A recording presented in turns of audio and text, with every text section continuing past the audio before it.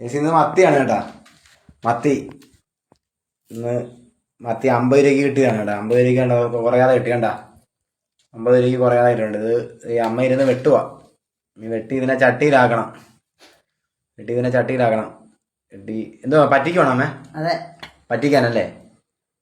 പറ്റിക്കാനുള്ള പരിപാടിയാണ്. പറ്റിക്കുകയും ചെയ്യും, പിന്നെ മുളകിനകത്തും വെക്കും. കഴുക് വേണ്ട, നല്ലോണം ഉപ്പൊക്കെ ഇട്ട് നല്ലോണം കഴുകി അടുത്ത ചട്ടിയിലോട്ട് എടുത്ത് മാറ്റി മത്തി ഉപ്പൊക്കെ ഇട്ട് നല്ലോണം കഴുകി നല്ലോണം വഴറ്റി കഴുകുക.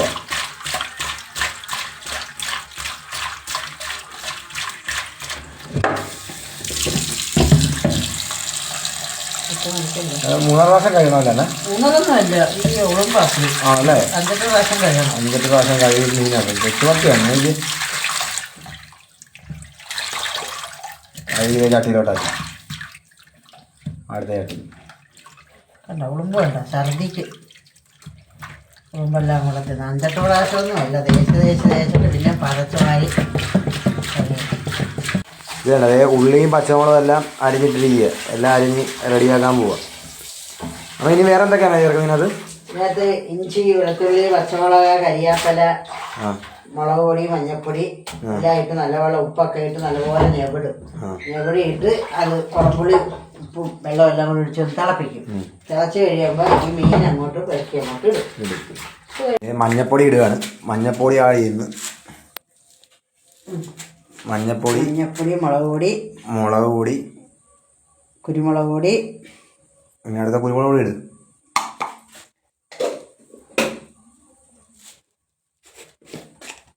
കരിവേപ്പില എടുക്കണം. കുരുമുളക് പൊടി, ഈ കരിവേപ്പില ഇരിപ്പുണ്ട്. ഇത്ര വേണം. ഇനി കരിവേപ്പില,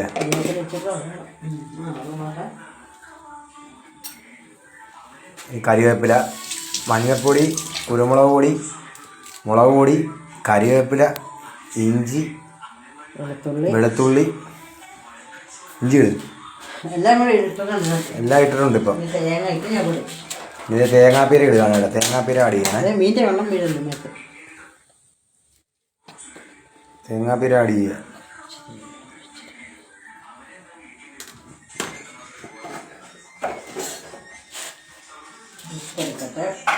ഉപ്പിടും.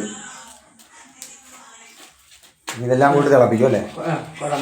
കൊടംപുളി,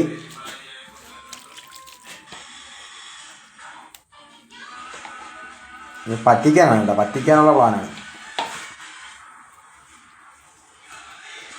ഇത്ര ഇട്ട് നേരെ വെള്ളം ഒഴിച്ച് അടുപ്പിലോട്ട് വെക്കും.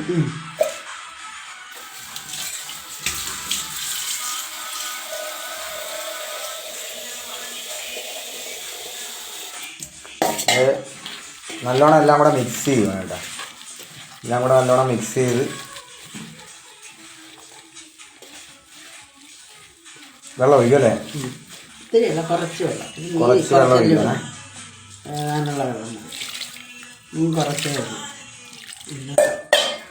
നേരെ ഇനി തിളപ്പിക്കും അല്ലേ?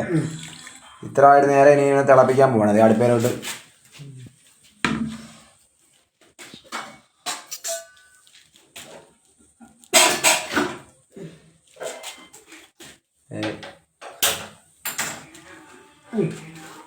അടുപ്പേലോട്ട് വെക്കണ്ട.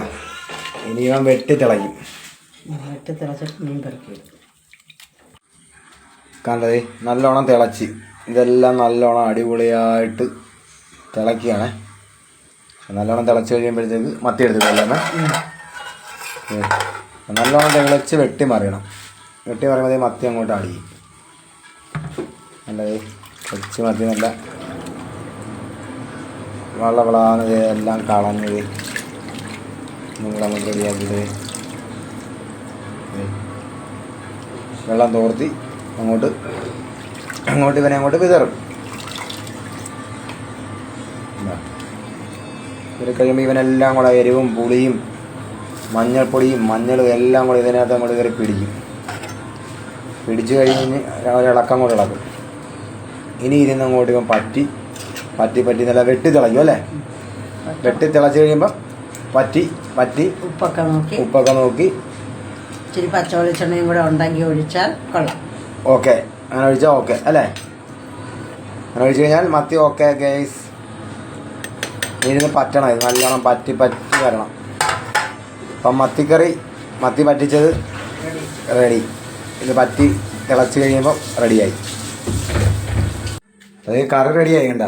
മത്തി പറ്റിച്ചത് അടിപൊളിയായിട്ട് നിൽക്കുക. മത്തി പറ്റിച്ച് നല്ല പറ്റി എല്ലാം പിടിച്ച്, എരിവും പുളി എല്ലാം പിടിച്ച് എല്ലാം റെഡിയായി.